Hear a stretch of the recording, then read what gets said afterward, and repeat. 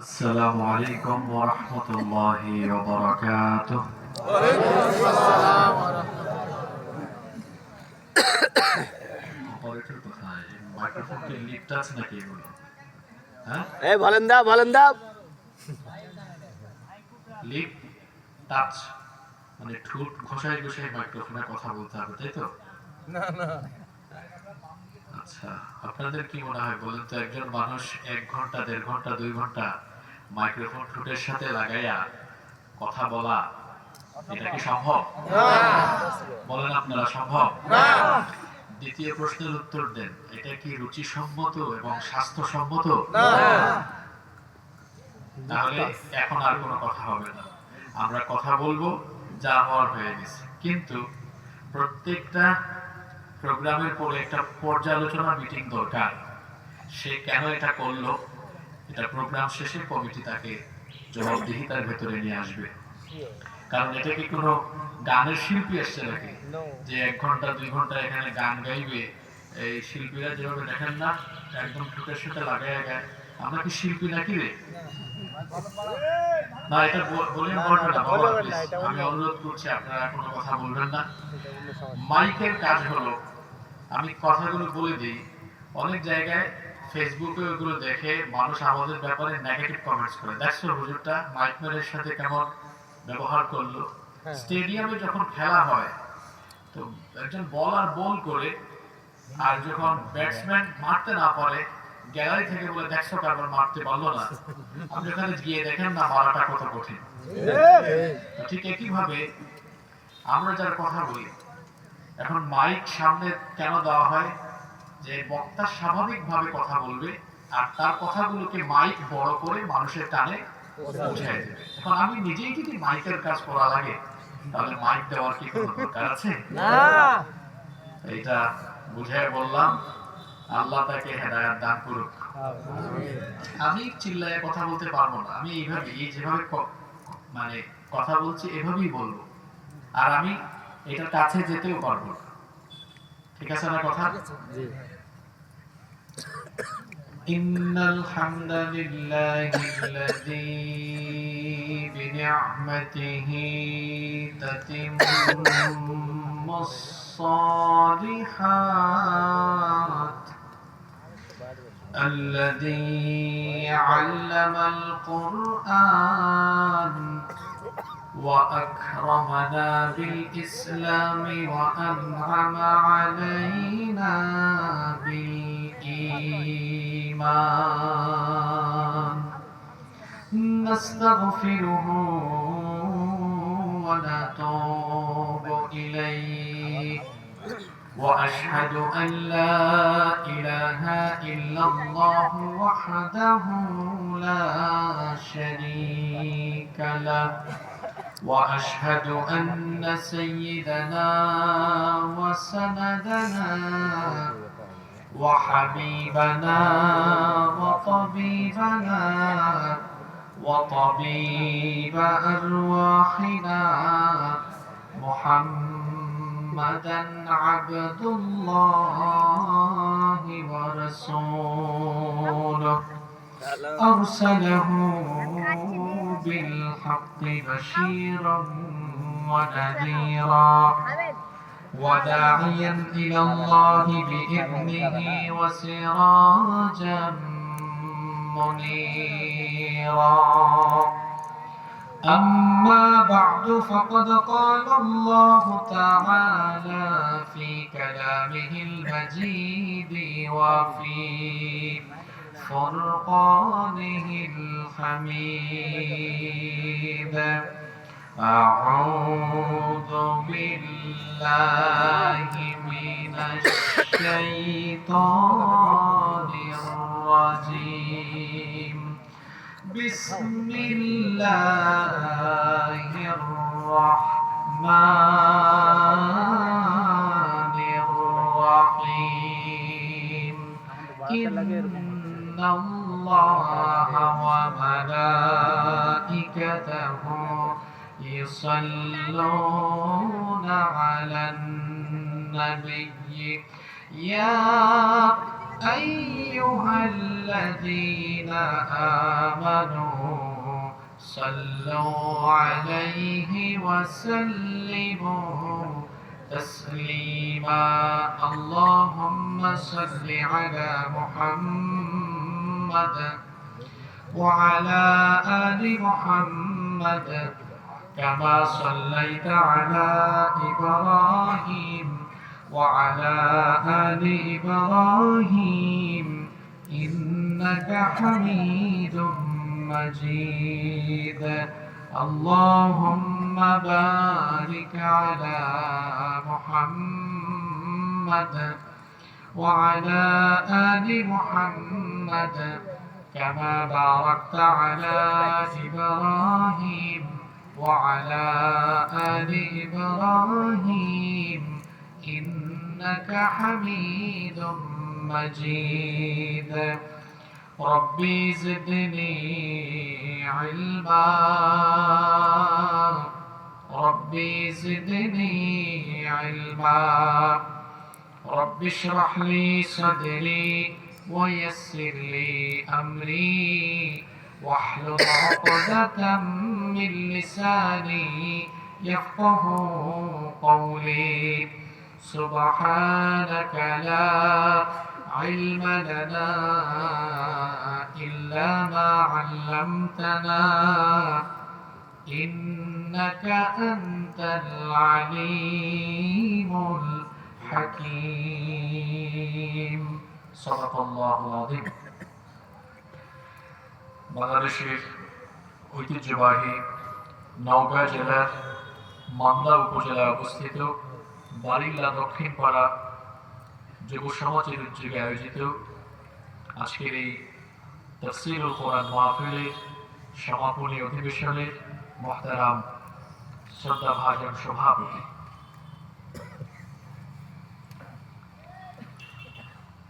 দশম নুরুল্লাবাদ ইউনিয়ন পরিষদের সম্মানিত চেয়ারম্যান জনাব মোহাম্মদ জাহিদুর রহমান কেন আপনাদের এলাকায় কি আলেম ভাটা পড়ছে নাকি মাহফিলে সভাপতি রাখবেন একজন আলেমকে একজন আলেম মনে করেন একটা হাদিসের ইবারত করতে গিয়ে ভুল করছেন একটা আয়াত ভুল করছেন পাশে থেকে সভাপতি এটা কি করবেন শুধরে দিবেন চেয়ারম্যান সাহেবের ওনার অনেক জ্ঞান দক্ষতা অন্য জায়গায় আছে চেয়ারম্যান সাহেবকে আপনারা প্রধান অতিথি রাখেন বিশেষ অতিথি রাখেন কিন্তু মাহফিলে আলেমদেরকে সভাপতি বানাবেন কথা বুঝতে পেরেছেন মাহফিলের সভাপতি হবে কে যদি বলেন মাহফিলের সভাপতি হবে কে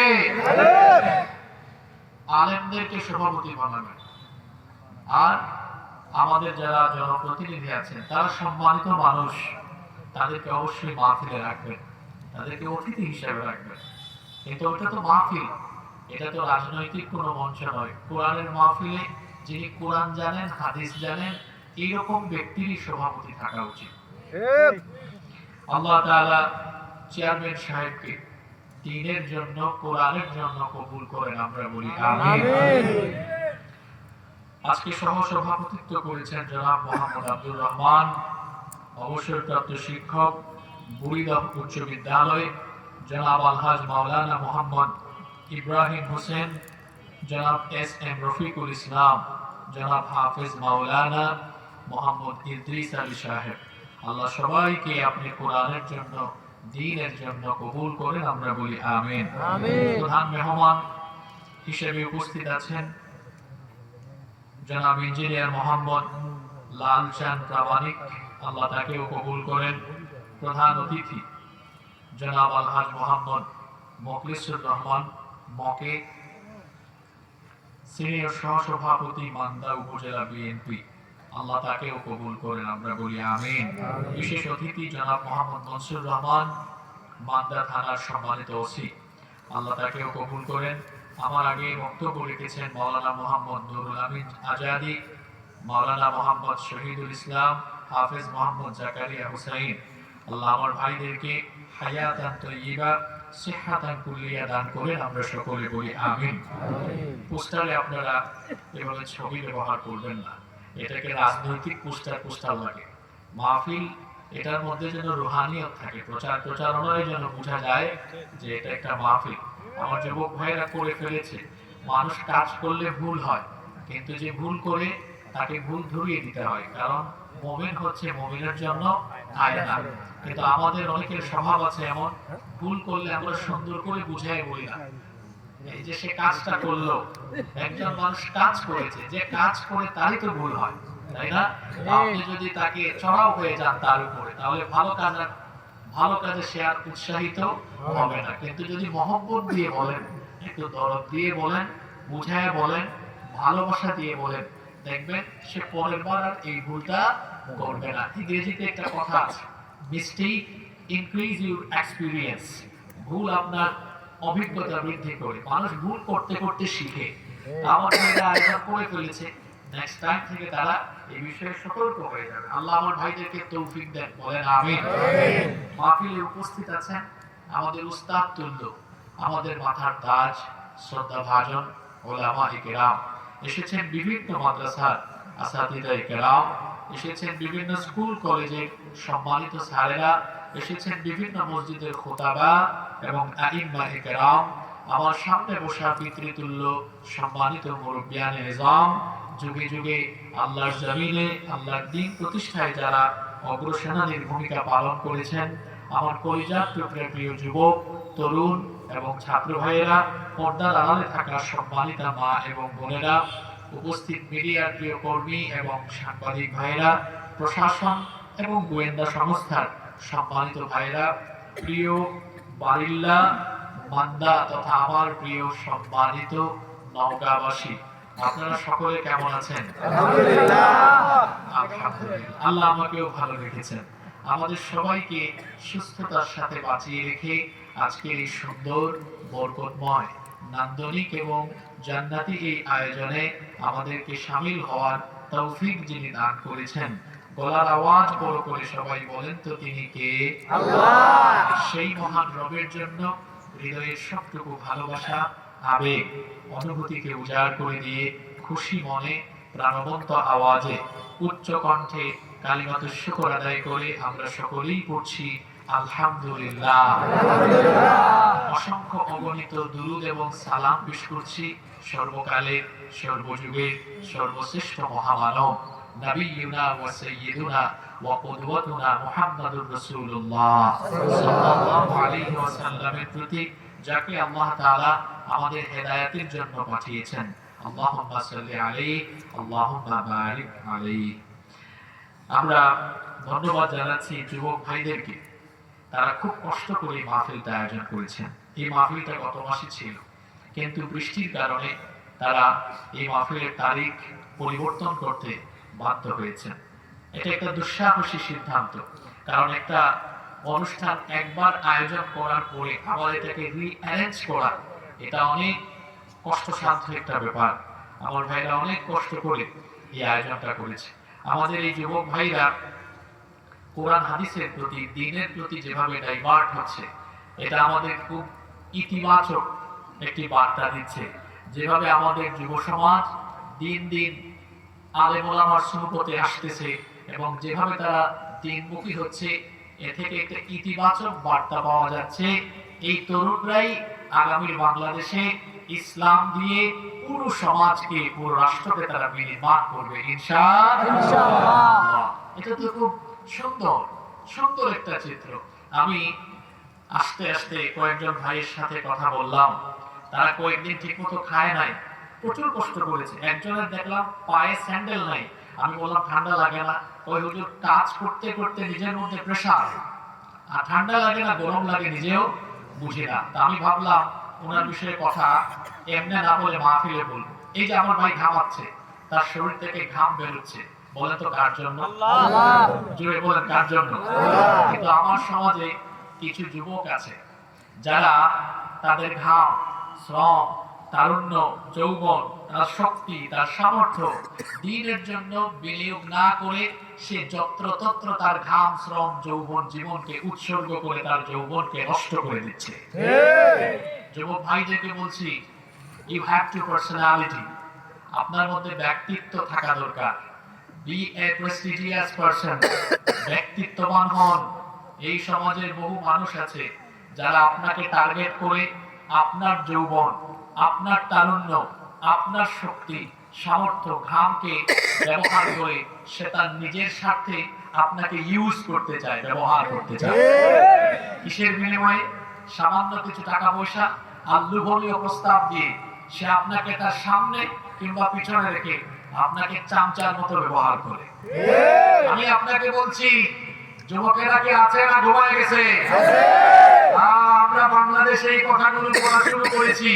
এই যে আমার দিকে তাকান, আমি আপনার মতো যুবক, আমাকে কেউ আব্বা ডাকলেও তার সামনে পিছনে চামচামি করাতে পারবে না।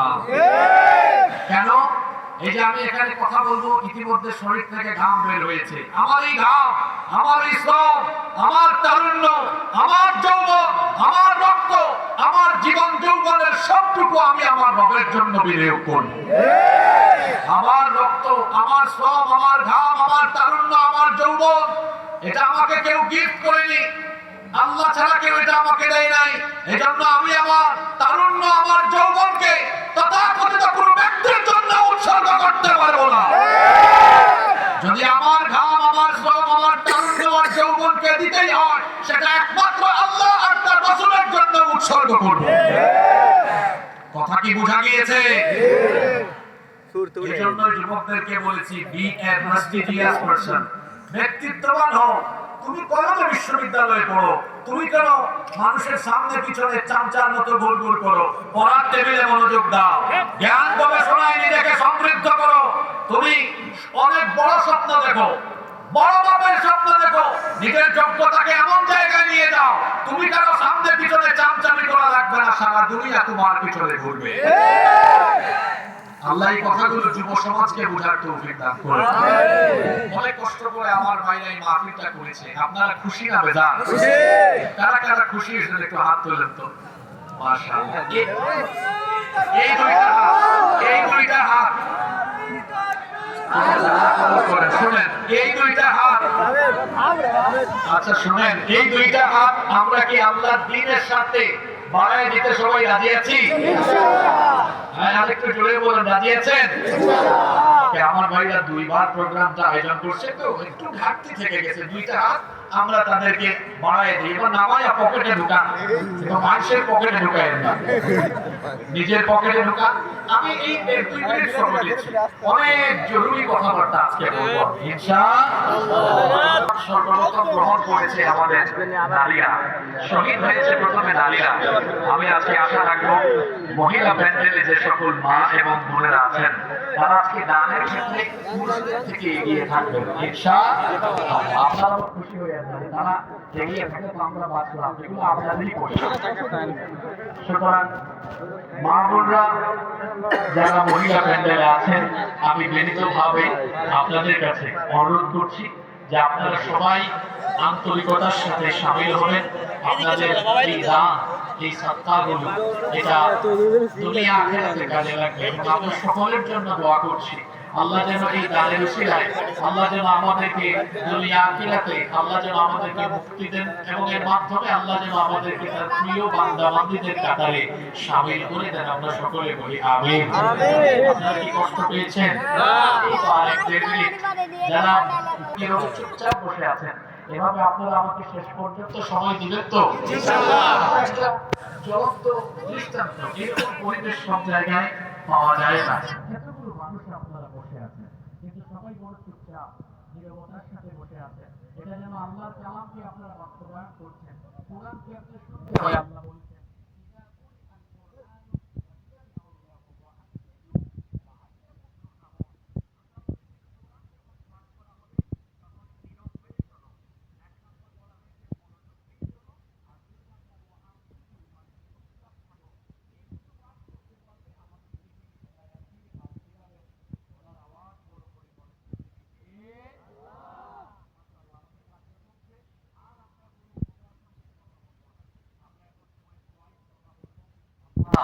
আপনি আমাদেরকে হেদায়েতের নিয়তে বলার আর শোনার তৌফিক দেন, আমরা বলি আমিন। সম্মানিত নওগাঁবাসী, এই পৃথিবী যেখানে আমরা আছি, আল্লাহ তাআলা আমাদেরকে এই পৃথিবীতে আল্লাহ তাআলা আমাদেরকে এই পৃথিবীতে কেন পাঠিয়েছেন? তিনি আমাদেরকে এমনি এমনি পাঠান নাই, অযথাই পাঠান নাই। তিনি আমাদেরকে এই পৃথিবীতে একটি উদ্দেশ্যে পাঠিয়েছেন। আর যে উদ্দেশ্যকে সামনে রেখে আল্লাহ তাআলা আমাদেরকে দুনিয়াতে পাঠিয়েছেন, সেটাও কোরআনে কারিমে আমাদেরকে যিনি জানিয়ে দিয়েছেন। বলার আওয়াজ বড় করে সবাই বলেন তো তিনি কে? আল্লাহ। কি কারণে রব্বুল আলামিন আমাকে আপনাকে দুনিয়াতে পাঠালেন? কেন আমাদেরকে সৃষ্টি করা হলো? কোরআনে কারীমের 51 নম্বর সূরা সূরাতুদ দারিয়াতের 56 নম্বর আয়াতে রব্বুল আলামিন বললেন, ওয়া মা খালাকাতুল জুনুদ, I did not create the jinn kind and mankind except my worship. আল্লাহ তাআলা বলছেন, আমি পৃথিবীতে জিন আর মানুষকে আমার গোলামি ছাড়া, আমার দাসত্ব ছাড়া অন্য কিছুর জন্য সৃষ্টি করি নাই। আমাদেরকে একমাত্র যার গোলামের জন্য সৃষ্টি করা হয়েছে, সকলে বলেন তো তিনি কে? আল্লাহ। আমরা সবাই গোলাম কার? আল্লাহ। আমরা শুধু গোলাম নই, গোলামের ঘরের গোলাম, বান্দির ঘরের গোলাম। আমাদের 14 গোষ্ঠী কার গোলাম?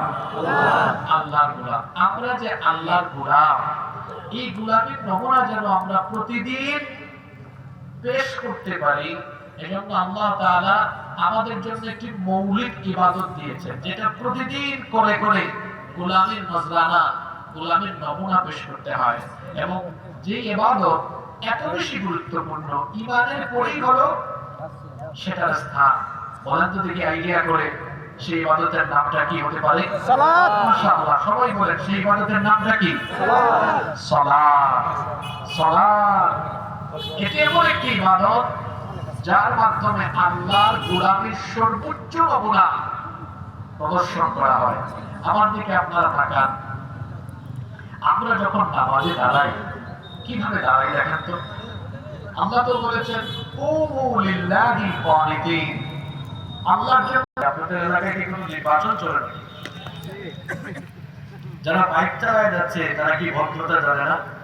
যেখানে আলোচনা হচ্ছে হর্নটা না দিয়ে যায়। আমরা বিদেশে যখন যাই, আমরা সভ্য হবে কবে আমরা জানি না। আমরা তো বছরে কয়েকবার দেশের বাইরে যাই। হর্ন মানে গালি। হর্ন মানে কি? এটা আপনারা জানেন কিনা? বিদেশ সফর করেন আপনারা? এলাকায় কেউ নাই? হর্ন দেওয়া নিষিদ্ধ। যদি কেউ কাউকে হর্ন দেয়, খুব বিরক্ত হয়ে যাবে। একটা পরিবেশ আছে সুন্দর, এটাকে নষ্ট করা যাবে না। কথা বলার জন্য সুন্দর পরিবেশ সবচেয়ে গুরুত্বপূর্ণ। আমি যেটা বলছিলাম যে নামাজে আমরা যখন দাঁড়াই, আল্লাহর গোলামের সবচেয়ে সেরা নমুনাটা তখন প্রদর্শিত হয়। কি করে দাঁড়াই? আচ্ছা, তাকবীরে তাহরিমার সময় আমরা দুই হাত উঠাই কি উঠাই না? কাঁধ বা কান পর্যন্ত উঠাই কি উঠাই না? এই যে কাঁধ বা কান পর্যন্ত উঠায়া নামাজে দাঁড়াচ্ছে, এই চিত্রটা দেখলে মনে হয় যেন এই বান্দা আসামির মতো সারেন্ডার করে তার মালিক তার মাবুদের সামনে এখন দাঁড়িয়ে যাচ্ছে। আল্লাহু আকবার। এর চেয়ে গোলামের শ্রেষ্ঠ নমুনা আর কি হতে পারে? বান্দা দাঁড়াচ্ছে, সে নিজেকে এমন ভাবে আল্লাহর সামনে পেশ করেছে যেন তার মধ্যে কোনো অহংকার নাই। কারণ এই যে দাঁড়িয়েছে, এভাবে সারেন্ডার করে দাঁড়িয়েছে, আল্লাহ বলতেছেন এই বান্দাটাকে আমি একটু পরে এমন ভাবে আমার সামনে, এই বান্দা আমার সামনে একটু পরে এমন ভাবে নিজেকে পেশ করবে, সেটা সত্যিকার অর্থে আমার বান্দা। এর নমুনাটা দেখা যাবে। কিছুক্ষণ পর রুকু করলো, মাথাটা উঠালো, তারপরে তার নাক আর কপাল আল্লাহর কুদরতি চরণে ঠেকিয়ে দিয়ে সে যেন মাবুদের সামনে নিজেকে এভাবে পেশ করেছে, আল্লাহ দেখো আমি তোমার সামনে সাজদায় লুটিয়ে পড়লাম, আমি তোমার তুচ্ছ নগণ্য বান্দা, তুমি ছাড়া আমার কোনো মালিক আর নাই। আল্লাহু আকবার। নামাজের চাইতে শ্রেষ্ঠ গোলামের নমুনা এটা অন্য কোন ইবাদতের ভেতরে পাওয়া যায় না। আমার এটি এমন একটি ইবাদত, নামাজ ছাড়া কখনো কোনো বান্দা আল্লাহর কাছাকাছি, আল্লাহর প্রিয় ভাজন বা নৈকট্যশীল বান্দায় পরিগণিত হতে পারে না। একজন সাহাবী আল্লাহর নবীকে জিজ্ঞেস করেছিলেন, ওগো আল্লাহর নবী, কোন সময় বান্দা আল্লাহর একেবারে কাছাকাছি চলে যায়, আল্লাহর একেবারে নৈকট্যশীল হয়ে যায়। আল্লাহর নবী তখন বললেন, বান্দা যখন নামাজে সাজদায় তার মাথাটাকে নত করে দেয়, তখন বান্দা আল্লাহর এতটা কাছাকাছি চলে যায়, তখন আল্লাহ আর বান্দার মাঝখানে কোনো পর্দা থাকে না। একেবারে বান্দা আল্লাহর কাছাকাছি চলে যায়। সুবহানাল্লাহ পড়বেন না? নামাজ হলো এমন একটি ইবাদত, এটা ছাড়া মুসলমানিত্বের পরিচয় বহন করা যায় না। আপনি যে মুসলমান, মুসলমান হিসাবে আপনার মধ্যে ঈমান আনার পরে প্রথম যে পরিচয় থাকা লাগবে সেটা হলো লোকটা নামাজি। জোরে বলতে হবে, সেটা হলো লোকটা কি? কিন্তু আজ আফসোস করে বলা লাগে, আমার দেশে আমরা হয়ে গেছি এমন, আমরা মাহফিলের আয়োজন করি, আয়োজক কমিটি, দেখা যায় 5 ওয়াক্ত নামাজের খবর নাই। এমনকি এমন হয়, শ্রোতা হিসাবে আমরা যারা আসি, রাগ করবেন না আমার কথায়, আন্তরিকতা দিয়ে কথাগুলো গ্রহণ করার চেষ্টা করেন। এই যে এখানে হাজার হাজার মানুষ আছেন, এখানেও আল্লাহর এমন বহু কুতুব আছেন যারা এশার নামাজ আদায় না করে মাহফিলের প্যান্ডেলে ঢুকে গিয়েছেন। বলেন তো দেখি, ওয়াজ আগে নাকি নামাজ আগে? ওয়াজ শোনা হলো নফল, আর নামাজ আদায় করা হলো ফরজ। একজন পুরুষের জন্য পাগল হওয়া ছাড়া নামাজ কাজা করা তার জন্য কোনোভাবেই জায়েজ নয়। নামাজ কোনোভাবেই ত্যাগ করা যাবে না, কারণ আল্লাহর নবী বলেছেন, বাইনাল আবদি ওয়া বাইনাল কুফরি তারকুস সালাহ। আল্লাহর বান্দা আর কাফিরের মধ্যে পার্থক্যই হলো নামাজ ছেড়ে দেওয়া। একজন কাফির আর একজন মুসলমানের মধ্যে পার্থক্য আছে, সেই পার্থক্যের কথা আমি বলি নাই, বলেছেন মুহাম্মাদুর রাসূলুল্লাহ। সকলে বলেন সাল্লাল্লাহু। সেই পার্থক্যটা কি? কাফির বেনামাজি আর মুমিন। আপনারা কি বোবা হয়ে গেলেন নাকি? না, কথা বলতে হবে। না, কাফিরের পরিচয় নামাজ নাই, আর মুমিনের পরিচয় তার কি আছে? নামাজ। যদি বলেন মুমিনের পরিচয় তার মধ্যে কি আছে? নামাজ। যেই ব্যক্তি মুসলমান, যেই ব্যক্তি মুমিন, অবশ্যই তার জীবনে নামাজ আছে। নামাজ ছাড়া মুসলমানিত্বের কোনো পরিচয় বহন করা যায় না। আল্লাহর নবী আরো বলেছেন, মান তারাকা সালাতা মুতাআম্মিদান ফাকাদ কাফারা। যে ব্যক্তি ইচ্ছে করে নামাজ ছেড়ে দিল, সেই ব্যক্তি যেন আল্লাহর সাথে কুফরি করলো। আবার অন্য হাদিসে এসেছে, আল্লাহর নবী বলেছেন, লা সালাতা লা দীনা লিমান লা সালাতা লাহু।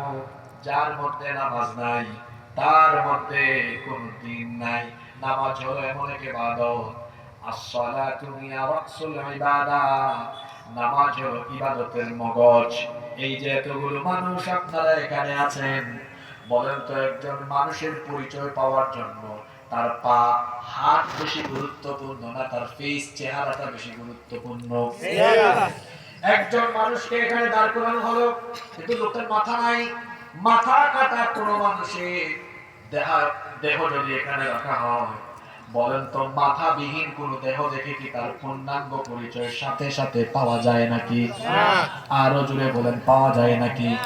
মাথা ছাড়া যেমন শুধুমাত্র দেহাবয়ব দেখে কারো পরিচয় পাওয়া যায় না, ঠিক তেমনি ভাবে ওয়াজ করে, ওয়াজ শুনে, দান খয়রাত করে, যাকাত দেয়, হজ করে, সব ঠিক আছে, কিন্তু যদি তার মধ্যে নামাজ না থাকে তার পরিচয় মুসলমান হিসাবে পাওয়া যায় না। একটু উদাহরণ দেই, আমার দিকে তাকা। মনে করেন হাত, মনে করেন হাত, এটা হলো রোজা।